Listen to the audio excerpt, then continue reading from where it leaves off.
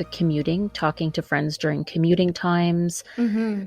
But also for us, we really value that bedtime. We really stick to it. I know I've talked to you about this before. Yes. We really stick to it because after 7 o'clock in our house, we call it adult quiet time. And that's where it's really important to carve out that time. So we adhere to that routine because that's the time for us. Yeah. Either it's for yourself or to connect with your spouse. Hi, everyone, and welcome to the Envisionaire podcast with Nicole Ningyuan. This is a podcast where we explore everyday topics, share our experiences, and help turn life's challenges into life's opportunities. Let's get ready to envision living our best lives.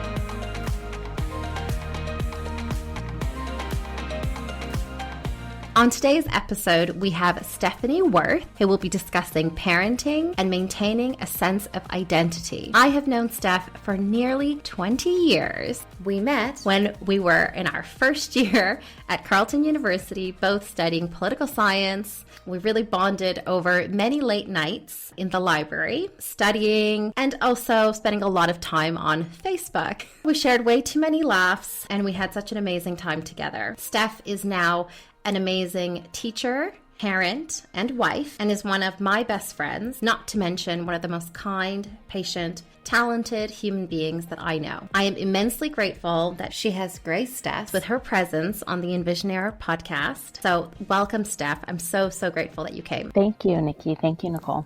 For those who don't know, Nikki is my name that a lot of my friends call me. It's totally fine. You can call me anything. It's Nikki. Is it embarrassing to say that we spent so much time on Facebook because it was new and...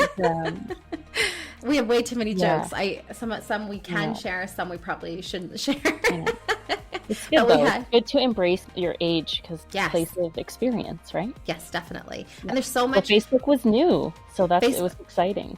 It was so exciting. I mean, we had so many laughs, probably stalking some people as well, if we're being honest. The early days of Facebook stalking.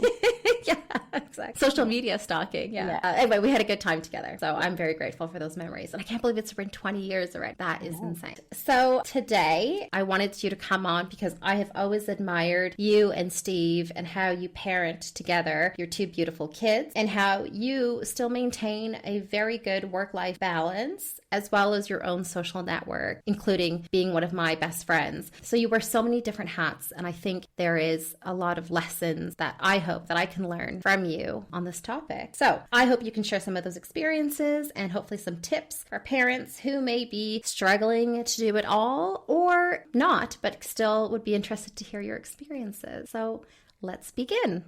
Okay. First of all, I wanted to understand your background. It would be nice if you could share who Steph is and where you come from. Okay, so I grew up in a lot of different places in Canada, a lot of different cities, moving around. You know, often people's next question is, oh, army kid. No, that wasn't it. Just moving around. My dad specifically for different jobs. And then because my parents separated when I was 8, then that led to a whole nother set of moving for my mom back to Ontario from Quebec, where her family was, to support her. So I think looking back on that, a lot of moving around, different schools, making new friendship groups at each of those transition times. You know, I guess everyone looks back on their life and thinks, oh, that was like normal family life for them. You know, nothing too out of the ordinary, except I guess that with parents separating, you kind of, you know, especially in the 90s, I was one of the only kids at my school. My mom always tried to set us up in a place where we were surrounded by good influences. I think that's, if I can say that, from her perspective. Which in some cases made it hard because in my elementary school, I was one of the few kids that stayed for lunch. That was a big thing. Like everyone went home to their moms at lunchtime. Really? Yeah. And then myself and a couple others were the only ones every year in class who stayed for lunch. So if I backtrack and say maybe that stay-at-home mom was quite common in the area where I grew up, and then that wasn't my experience. So how that shaped me, I guess, was sometimes the feeling of being a little bit, maybe being envious. Maybe that's it. Maybe I had the feeling of being envious of that Sort of Already at that young nuclear, age. already at that young age, envious of that like nuclear family situation. Okay, yeah, Especially yeah. when like it was third grade, right? So had two working parents, and then looking around and my peers having their moms home, making Yeah. them lunches. So I Yeah, guess that's if I look interesting. Yeah. back on my childhood, thinking of what those influences that may linger today in terms of parenting, that's something that comes up in my mind. So do you think that you look back to those times and you want to make sure that you are giving your kids as much of that feeling that maybe you didn't feel like you had? Yes, and I think the idea of going, let's say, to kindergarten and then finishing primary school or elementary school at that same school is something, oh, that I longed for my own kids, you know. And I don't think it'll happen, not because we can't stay where we are, but it may not happen. And as I've grown into parenting, I'm realizing that those things aren't really essential. They Exactly. Yeah. felt at the time, if I look back and think about it, at the time, it felt like I was envious of those other kids that had that Yeah, yeah. experience. But now it's not necessarily shaping my goals, my parenting Yeah. goals, but it's not going to change the actions we take as Yeah, parents. If a definitely. job No. opportunity came in another city or if a move was necessary, I would Yes. probably think about it, but it wouldn't change our actions. That's interesting. So, getting back to your childhood, Yeah. then, it seems like your childhood, the various different changes, moving around, and having that kind of unique experience helped you to become more resilient and adaptable with change. Do you think that's right? I would agree, yes. And I mentioned my parents separating. And I think if I look back at the 90s, maybe early 2000s, it was already such a different experience. You mentioned I'm a teacher. I have many students whose parents have separated, and I see with friends, even, I see what it could be. It doesn't need to be custody battles. It can be, obviously, and still is for some families. But in our case, there were elements of that. There were elements of parents having a hard time communicating, disagreeing. Yeah. And of course, that does influence. I think it influences your parenting. When my spouse and I, if we ever talk about, if we ever got divorced, I think for me, would want to do the opposite in terms of make it as easy for the kids as possible. Yeah. Maybe that's something that next generation feels like they need to change that Yeah. I agree. for their children's experience. Yeah. Maybe Like, that's a common theme in parenting, actually, is that you would want to change an element of what you grew up with to better it. It's a form of progress or self-improvement of parenting, that there's elements that you would change or elements that you would improve on. And then I guess your kids go off, if they have kids, and they'll change the elements that, that they felt you sucked at or whatnot. I don't think co-parenting, period, is easy, right? I No. assume that in previous generations, it was even harder because no one was really talking about No, in the 90s, I about the don't know ways. if someone said co-parenting in the 90s, was that like, I wasn't a parent then, but was that a phrase? I don't think so. No. I think that's definitely in the last 10 years. And I think there's certain celebrities who have made that a lot more mainstream. I mean, obviously, my parents were separated later 90s, like towards actually the noughties.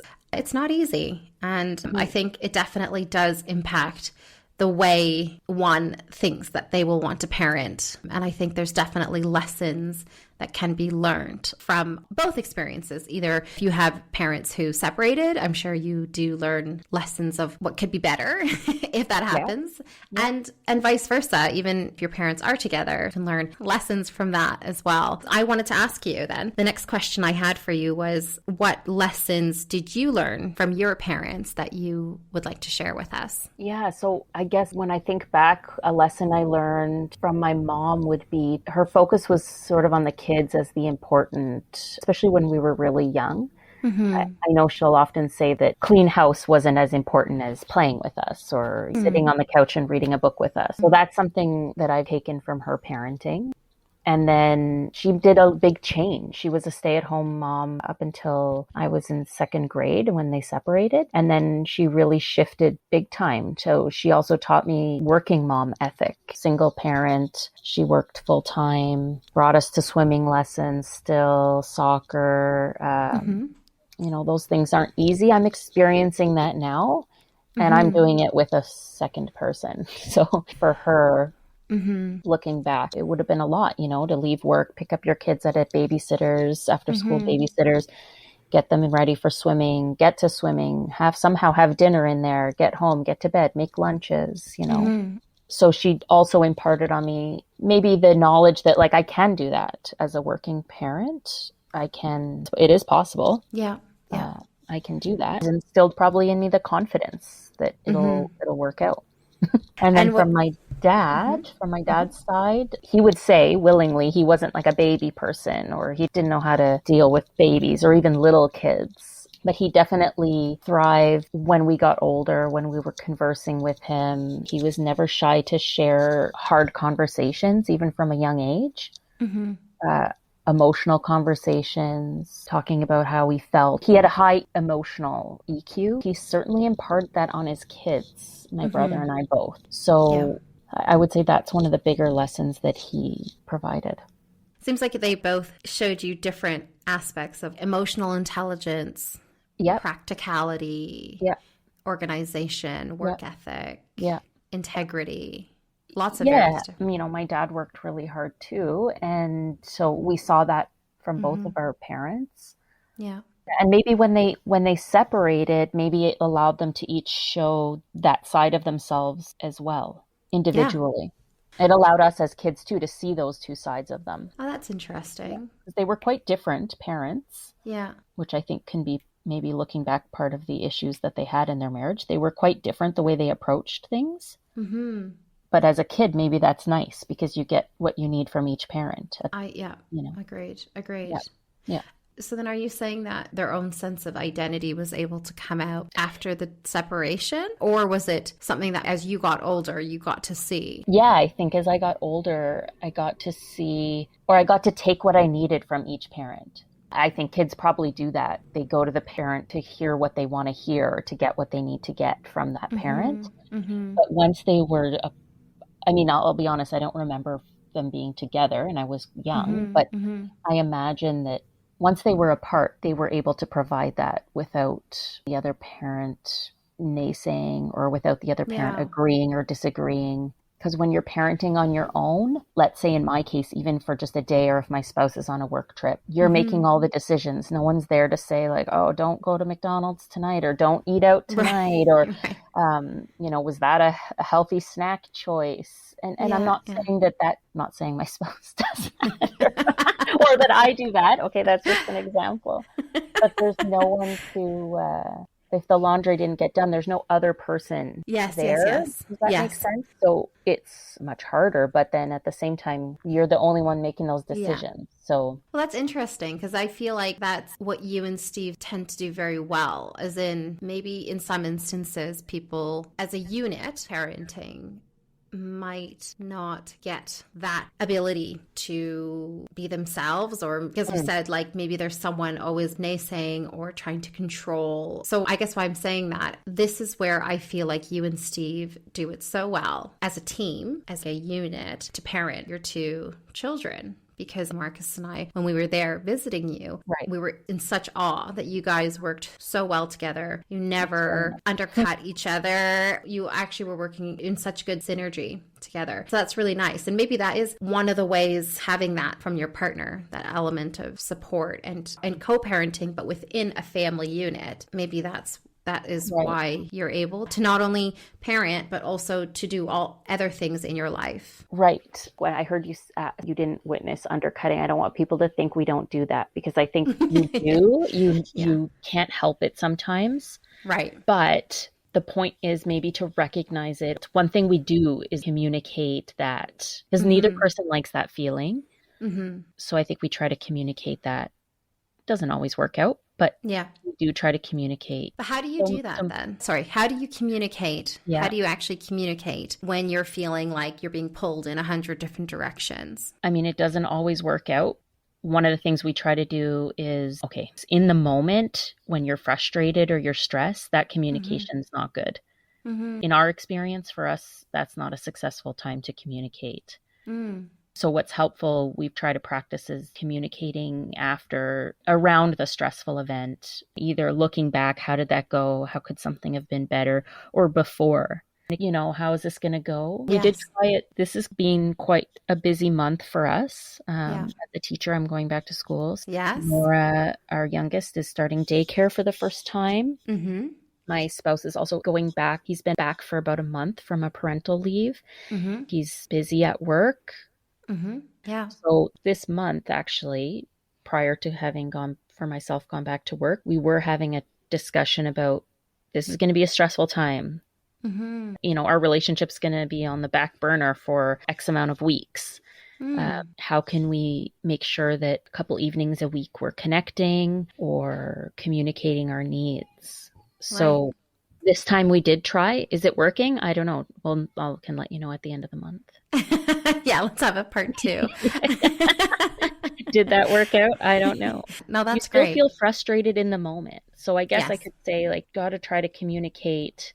It's very hard to do that before because sometimes you don't know stressful times are coming. They just happen.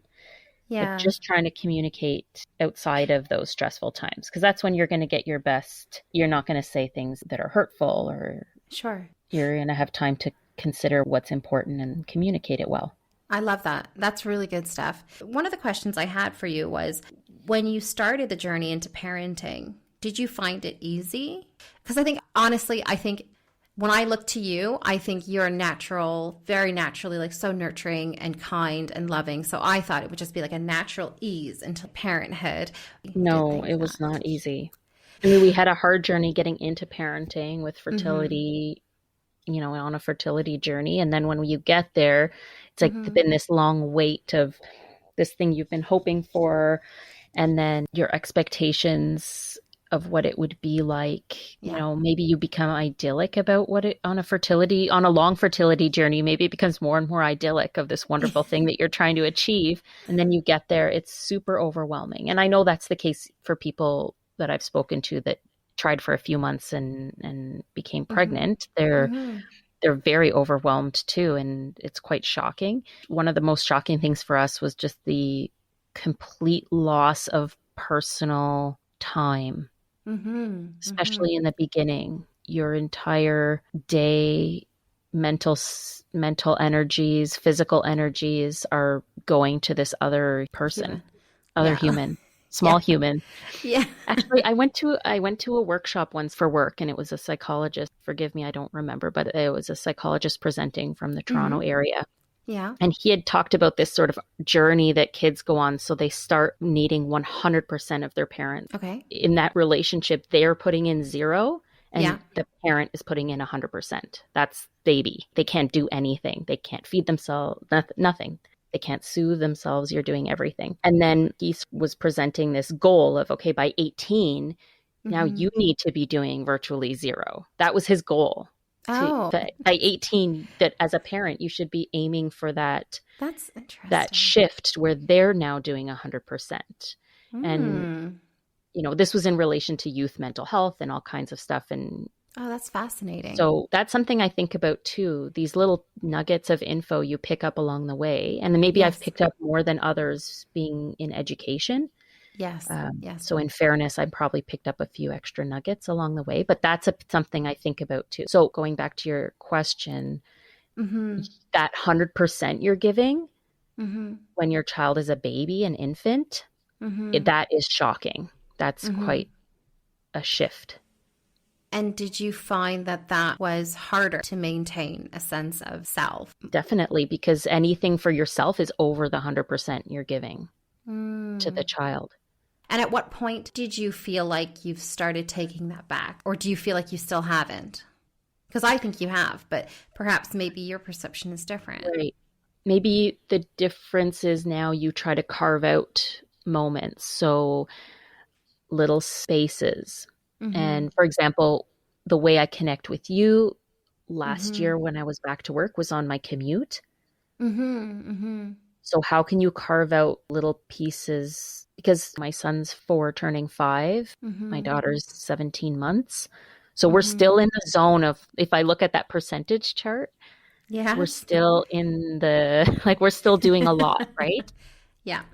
I mean, we're not at 100%, but we're still providing a lot. Yeah. So for example, one thing, like I mentioned, the commuting, talking to friends during commuting times. But also for us, we really value that bedtime. We really stick to it. I know I've talked to you about this before. We Yes. really stick to it because after 7 o'clock in our house, we call it adult quiet time. And Nice. we don't have family nearby. We Yeah. don't have grandparents nearby or family nearby to help.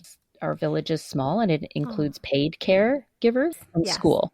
Yeah. That's especially in the pandemic. I think a lot of people Mm. experience that. That's sort of your village now, is Mm-hmm. the people immediately close to you in your bubble and then any paid caregiving.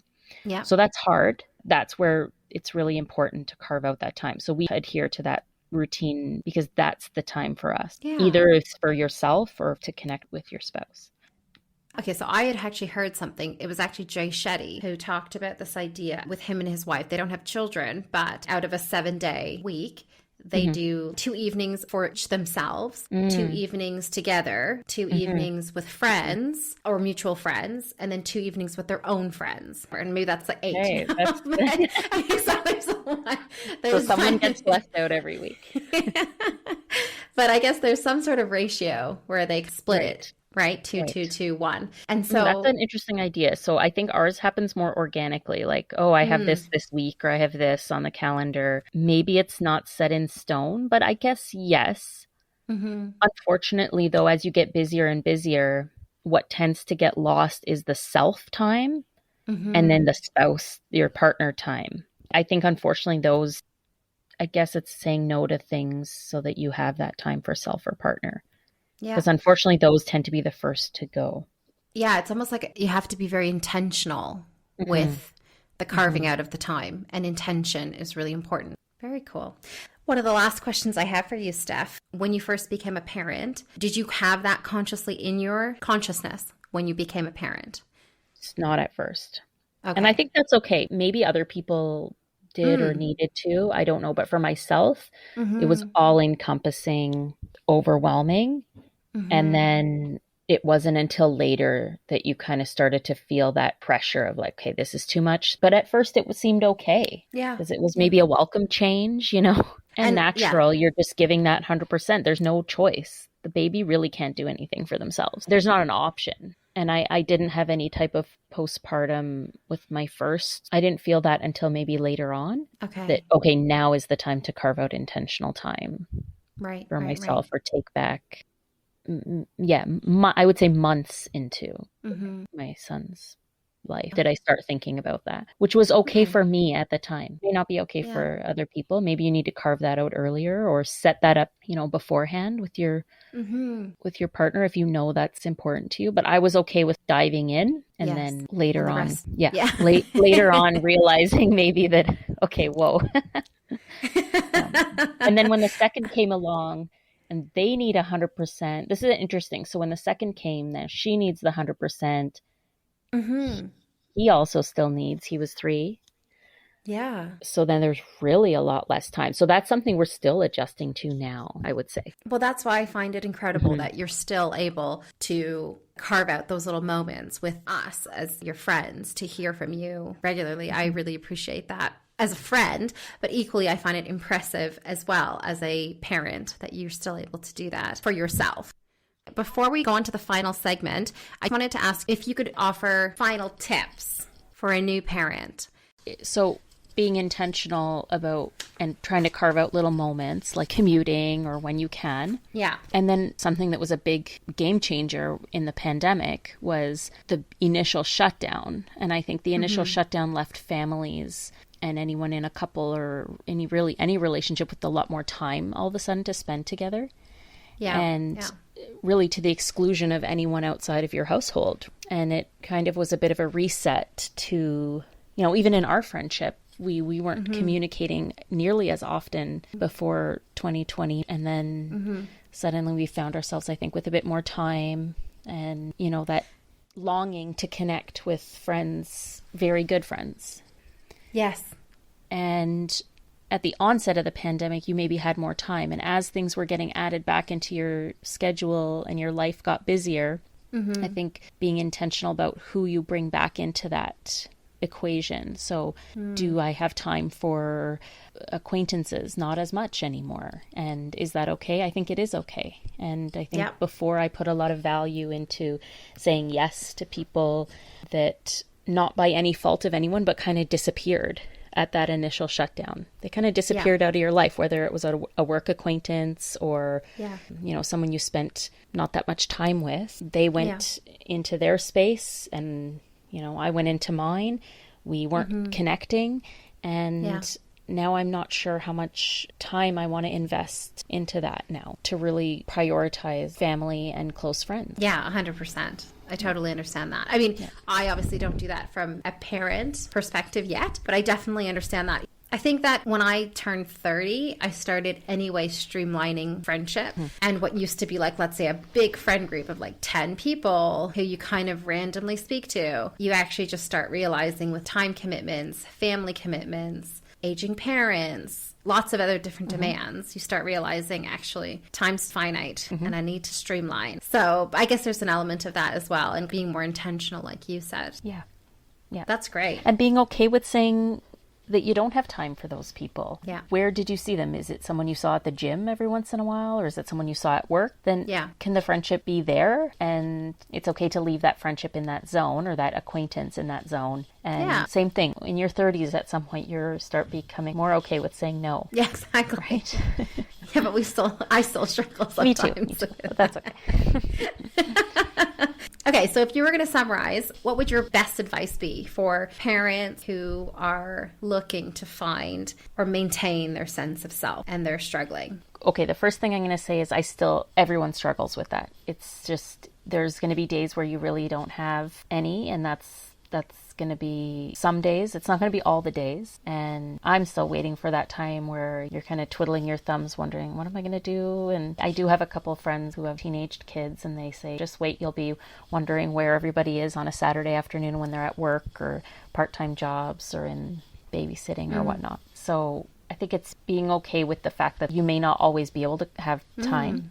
Trying to carve out the little bits, you know, whether it's calling a good friend on a commute to work or putting your kids to bed so that you can spend some time by yourself or with your spouse. And then being conscious of who you're bringing into your precious time. And then something I've learned through our conversations and our friendship circle is to be okay with needing to hang up. And I think that's something that I think we've all gotten better at that. Yes. Because I used to just linger, and then I'd be looking around and like, okay, the kids need this. My spouse is kind of looking at me like, are you still on the phone? And and then there was this guilt feeling like, I can't hang up. I need to keep listening in and contributing. Yes. But having the confidence to know, okay, we're going to talk again. We'll have time to revisit whatever we needed to. And 100%. Like, it's okay. Somebody needs lunch. Hang up now. Yeah. Right? I agree. Yeah, I no agree. shame. Just, I got to go. No shame. Talk to you soon. It's Love been you. a pleasure. Bye. Yeah. Love you. Bye. Your list is like, it's been a pleasure. I'm like, love you. Bye. Yeah. Love it. That's good stuff. Thank you. Well said. Okay. Final segment. This is called the Envisioner Questionnaire, which is a fun feature of every episode where we talk to the guests and we ask them to answer questions based on their past, present, and future self. So the first question is, if you could offer yourself at 15 years old any advice, what would it be? I think have faith that things will work out as they should.